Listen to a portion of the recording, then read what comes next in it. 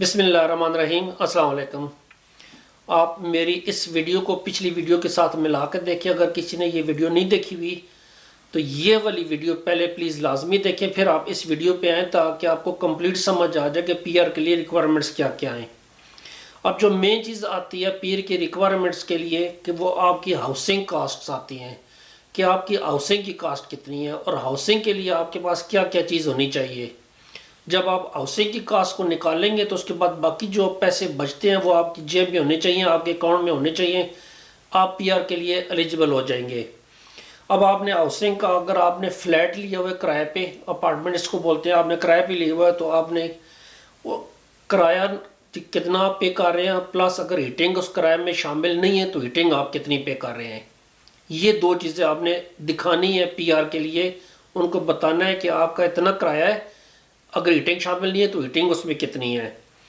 उसमें अगर आपने देखना, अगर आप मकान के खुद मालिक हैं, अगर आप अपार्टमेंट के मालिक हैं तो आपने मंथली फ़ीस दिखानी है कि मंथली फ़ीस कितनी है। आपने ये बताना है कि बैंक में जो आपने लोन अगर लिया हुआ है तो उसका इंटरेस्ट आप कितना पे कर रहे हैं, किस्त नहीं, सिर्फ इंटरेस्ट। याद रखें, किस्त के अंदर दो चीज़ें शामिल होती हैं, एक अमोर्टाइजेशन शामिल होती है, एक इंटरेस्ट होता है। यानी कि जो एक कर्जा उतार रहे हैं वो अमाउंट नहीं दिखानी आपने, सिर्फ जो इंटरेस्ट ऊपर पे हो रहा है वो कितना हो रहा है वो दिखानी है आपने। फॉर एग्जांपल, अगर किसी ने 1 मिलियन लोन लिया हुआ और 5,000 की किस्त दे रहा है, 5,000 में से 2,000 उसकी जा रहे हैं किस्त निकालने पे, कर्जे उतारने पे, और 3,000 इंटरेस्ट पे, तो आपने सिर्फ 3,000 इंटरेस्ट दिखाना है, पूरे 5,000 आपने नहीं दिखानी। तो ये आपने मकान के लिए सेम। इसी तरह अगर आप विला पे हैं तो विला पे जो मंथली कास्ट आपकी आ रही है, अगर आप मालिक हैं विले की, जो मंथली कास्ट आपकी आ रही है कि कचरे का बिल हो गया या बाकी सारे बिल हो गए, उसको प्लस आपका बैंक का इंटरेस्ट कितना दे रहे हैं वो आपने दिखाना है। जैसे मैंने पहले बताया कि जो ओरिजिनल बैंक के जो आप कर्जा उतार रहे हैं वो नहीं दिखाना। उसके अलावा आपने बिजली का बिल नहीं दिखाना। बिजली का बिल जो आपकी जो अमाउंट बचती है उसमें ऑलरेडी शामिल होता है। अब जो बाकी बचने वाली अमाउंट है वो कौन सी होनी चाहिए। अगर आप घर के सारे अखराजात निकाल रहे हैं, घर के सारे अखराजात मीन जिस तरह मैंने पहले बताया रेंट और हीटिंग का आप निकाल रहे हैं, या अगर आप विला में तो इंटरेस्ट का भी निकाल रहे हैं, अगर लोन लिया हुआ तो इंटरेस्ट निकाल रहे हैं, ये सारे अखराजात निकाल के अगर आपके पास एक बंदा है, अगर उसके पास 5,717 स्वीडिश क्राउन बचते हैं तो इसका मतलब है कि वो पीआर के लिए एलिजिबल है। इसका मतलब सारे अखराजात निकालें, 5,717 क्राउन आप बचा रहे हैं, आपके अकाउंट में आ रहे हैं, इनफ है। अब मकान बेशक आप 5,000 किराए पे लें या 10,000 किराए पे लें, यह आप पे डिपेंड करता है। जितना महंगा मकान आप लेंगे उतना आप अपने आप को यहाँ पे आके फंसाएंगे। जितना सस्ता मकान होगा इतना आपके लिए पीआर लेना ईजी हो जाएगा। लेकिन अगर आप एक कपल हैं या पेयर हैं तो आप दोनों मिलके आपके पास जो बचने चाहिए वो 9,445 करोड़ बचने चाहिए। अच्छा, ये जो अमाउंट है वो किस लिए होती है कि ये आपके बिजली के बिल के लिए, या आपके खाने के लिए, या आपके कपड़ों के लिए, या आपके पर्सनल चीज़ों के लिए जिस तरह शैम्पू वगैरह इस चीज़ों के लिए होती है, आपके टेलीफोन के लिए होती है, आपके इंश्योरेंस के लिए होती है।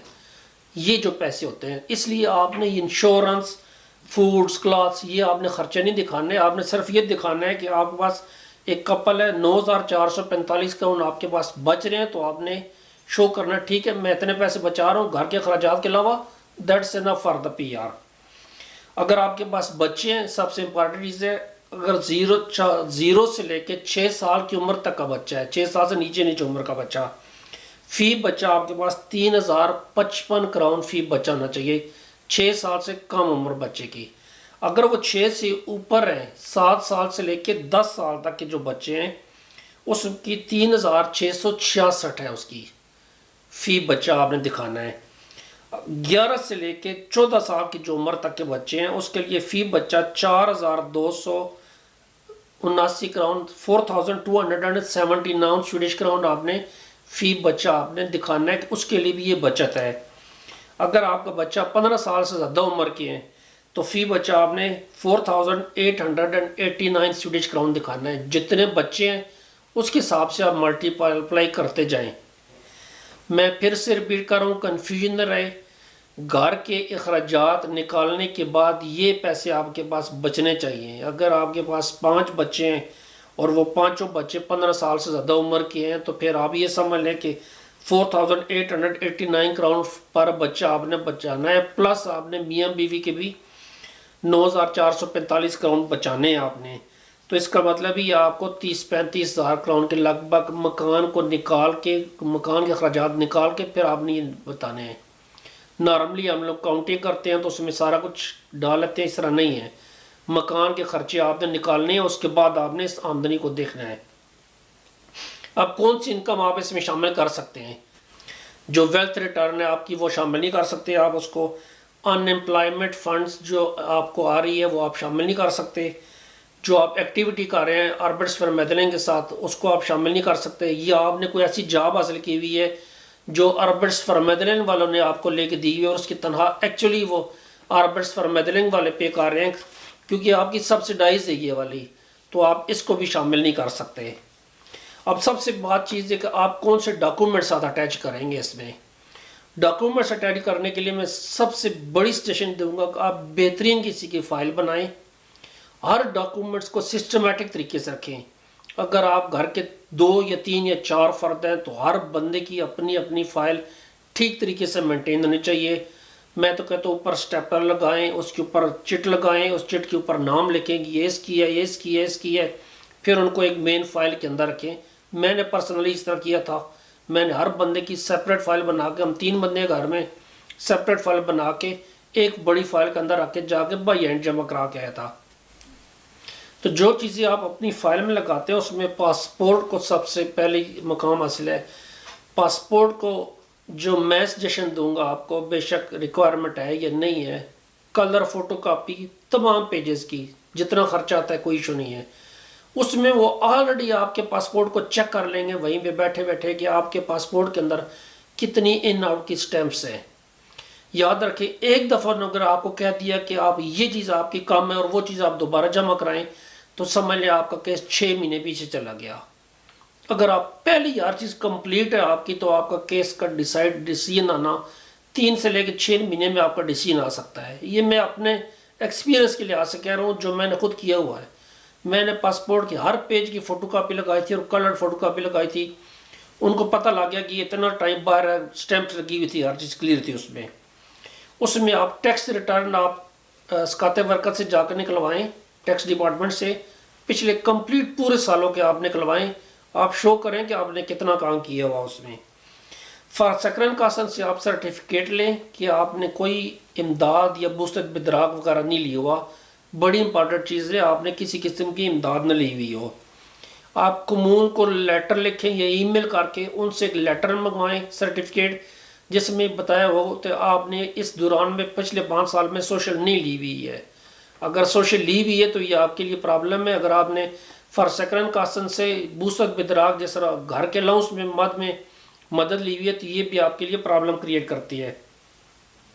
सैलरी स्लिप मैं सजेस्ट करूँगा कि पिछले पूरे 1 साल की सैलरी स्लिप्स लगाएं, कॉपी करके नथी करके एक बंडल बना के पूरे 1 साल की तरतीब वाइज लगाएं ताकि उनको किसी किस्म में देखने की परेशानी ना हो। वो देखते जाए, उनको पता होगा अगला महीना जनवरी फरवरी मार्च अप्रैल ये चारा पिछले पूरे 1 साल की लगाएं आप उसमें। आप जो जॉब कॉन्ट्रैक्ट है जो कंटिन्यूस आपका चल रहा है और जो अगले 18 महीने तक कम अज़ कम वैलिड है वो लाजमी लगाएं। और इससे पिछला जॉब कॉन्ट्रैक्ट अगर ये टेम्परेरी जॉब आप कर रहे हैं तो, अगर आप परमानेंट शुरू से कर रहे हैं, पिछले 5 साल से एक ही जॉब कर रहे हैं, दैट्स द बेस्ट ऑप्शन, उसी को लगाएं। उसमें फिर मालिक से ये बोल दें कि एक स्टेटमेंट साथ बना दें कि आपकी ये जॉब जारी है, क्योंकि पुराना कॉन्ट्रैक्ट जो है वो बहुत पुराना, उसमें उनको डाउट होता है कि ये जॉब चल रही है या नहीं चल रही है, बेशक आप सैलरी स्लिप दिखा रहे हैं उनको। उसके बाद जैसे मैंने ओल्ड जॉब कॉन्ट्रैक्ट्स, बहुत पुराने जॉब कॉन्ट्रैक्ट दिखाने की जरूरत नहीं है, सिर्फ आप जो टैक्स रिटर्न है वो आपका प्रूफ है कि आपने पिछले सालों में टैक्स दिए हुए हैं। उसके बाद जो हाउसिंग डिटेल्स हैं वो आपने सारी बतानी है, ये सारे आपने साथ लगानी है हाउसिंग डिटेल्स में। अगर आपने मकान ख़रीदा हुआ है तो ख़रीदे हुए मकान के जो आप जिसको जो पेपर्स होते हैं आपके पास वो सारे दिखाने हैं। उसमें जो एक पेज होता है जिसके ऊपर अखराजात लिखे होते हैं, किस मकान का आउट गिफ्ट कितना है, वो आपने दिखाना है। या अगर आपने विला ख़रीदा हुआ है तो जब आप ख़रीदते हैं तो ज़ाहिर बात है कि फास्टिंग एतर वाले या जो प्रॉपर्टी डीलर है वो उसको पब्लिश करते हैं, उसके ऊपर वो अखराजात लिखते हैं, कितने अखराजात आते हैं इस मकान में साल के, वो आप पेपर साथ लगाते हैं। प्रूफ आपने पूरे लगाने हैं। अगर आपने किराए पे मकान लिया वो तो किरायानामा, उसका कॉन्ट्रैक्ट, वो भी साथ लगा सकते हैं आप। जितने पेपर आप कंप्लीट लगाएंगे उतना आप अपने आप को बेनिफिट में डालेंगे, उतना उनके पास कोई जवाब नहीं बचेगा कि वो आपसे फर्दर चीज़ें मांगे। इसलिए हर चीज़ आपकी पहले स्टेप में क्लियर होनी चाहिए। याद रखें, अगर ये सारी चीज़ें आपके पास पूरी हैं तो आप पीआर के लिए अप्लाई करें। अगर आप डाउट में हैं कि ये पूरी है ये नहीं है तो फिर साथ एक्सटेंशन के लिए भी अप्लाई करें। अगर आपकी चीज़ें मिस हो रही हैं तो फिर आप पीआर के लिए अप्लाई ना करें, एक्सटेंशन के लिए अप्लाई करें। लेकिन जब आप सिर्फ एक्सटेंशन के लिए अप्लाई करेंगे तो 27,360 आपकी आमदनी मस्ट होनी चाहिए। मेरे लिए दुआ कीजिएगा, अपना ख्याल रखिएगा। अल्लाह हाफिज़, शुक्रिया।